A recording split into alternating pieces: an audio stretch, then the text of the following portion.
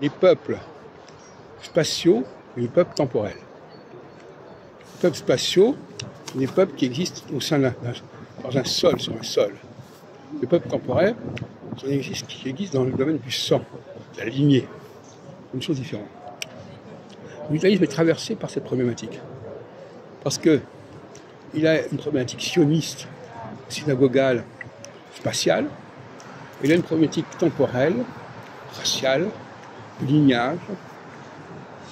Et ce sont deux problématiques qui se bousculent, qui se télescopent de certaine façon.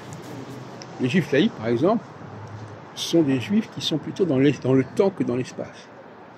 Ils ont le sentiment d'appartenir à une généalogie quelque part, mais ils n'ont pas envie d'être constitués comme un peuple au sens spatial du terme.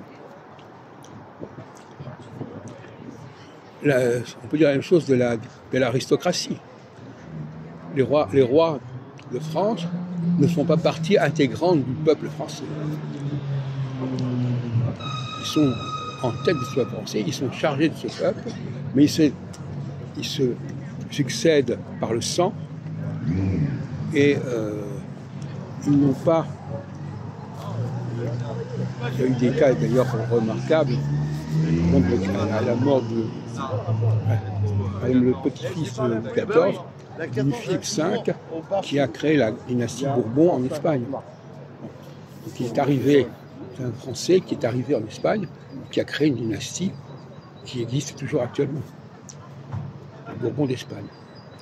Donc, on voit bien que les Juifs sont une forme d'aristocratie qui va s'occuper, qui va être destinée, qui va être assignée à un certain nombre de collectivités, à un certain nombre de groupes, de toutes sortes.